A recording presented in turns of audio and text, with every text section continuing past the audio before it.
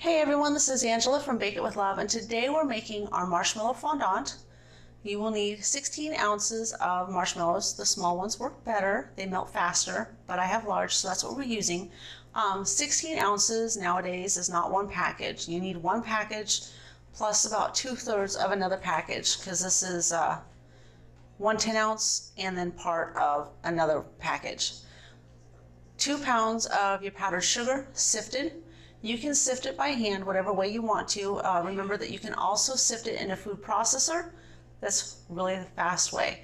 About a 1/2 cup of vegetable shortening. Make sure that it's in a bowl that you can reach into and get your shortening out really easily to coat your hands. And then we'll need it also for our work surface when we're done incorporating some of the powdered sugar into our melted marshmallows. And then 2 tablespoons right now, first off, is going to go in the marshmallows before we melt them in the microwave. You'll need another 2 to 3 tablespoons of water for when we're working with the fondant. That way you can adjust how the consistency is of your marshmallow fondant by either adding some more water to make it more elastic or a little bit more powdered sugar to dry it out more so that it's not too stretchy. So we're going to start out with melting our marshmallows. And like I said, 30-second increments, stir between until all of your marshmallows are melted. And say hello to Boomer, the kitten. We'll be right back. Okay, our marshmallow is nicely melted now and sticky.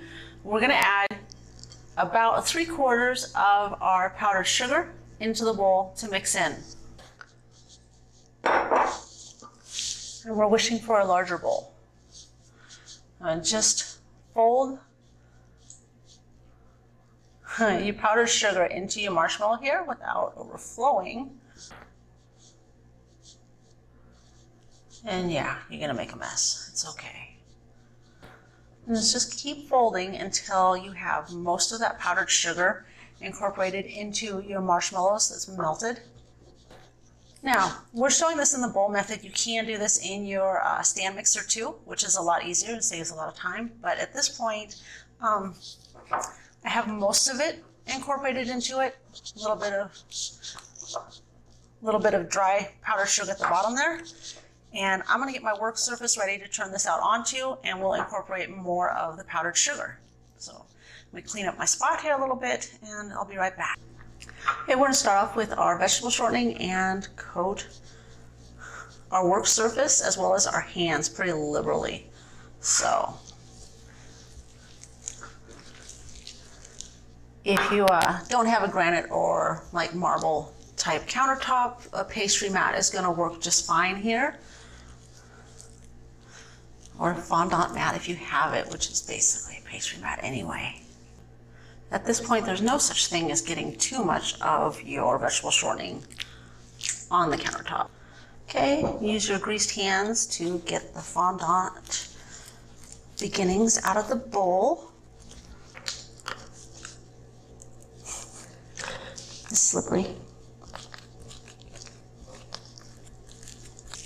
And we're going to knead our fondant until it's the right consistency, and it's roughly about 8 minutes worth.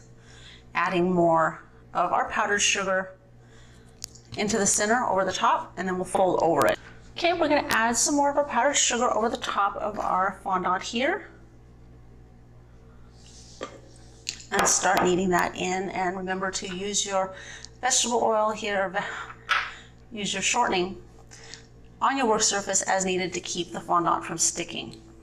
You're just going to keep kneading the fondant and working the powdered sugar in as you go, and keep your hands greased very thoroughly in the process.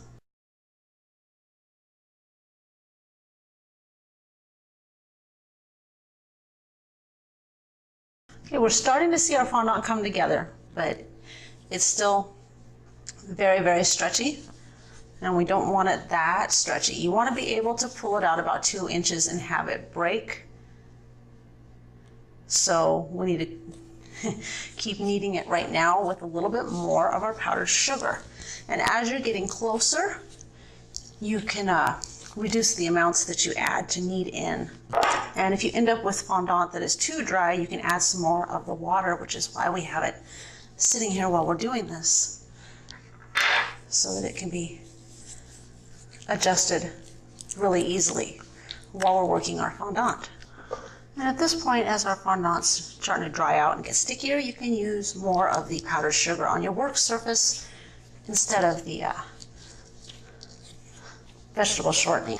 As you can see, it's starting to hold my folds here when I'm turning it. So it is getting closer to where I would like it.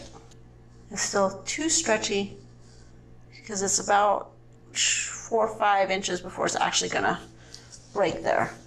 And I'd like to say that there's a specific amount of powdered sugar that I usually use, but I can't do that because our temperatures here in Minnesota vary so widely that we might have a really dry day, really hot and dry heat, or we could have an extremely humid day because we had a thunderstorm like yesterday, or it could be really extremely cold, and all those things will affect how much powdered sugar you'll need to incorporate into your marshmallow fondant.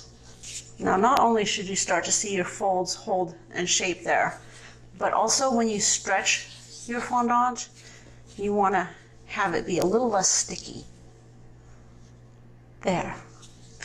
When you break it off at about 2 inches out,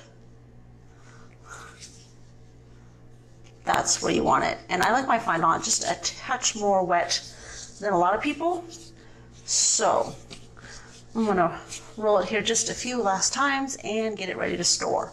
I'm gonna double wrap this in plastic wrap, cling wrap, whatever you call it, and then put it in a Ziploc bag as well. Now before we wrap it, we're gonna take our vegetable shortening and coat all sides of our fondant. I'm gonna grab my cling wrap, do the first layer, and do my second layer the opposite direction. And then I'm going to put this in a Ziploc bag and refrigerate this and let it set for 24 hours.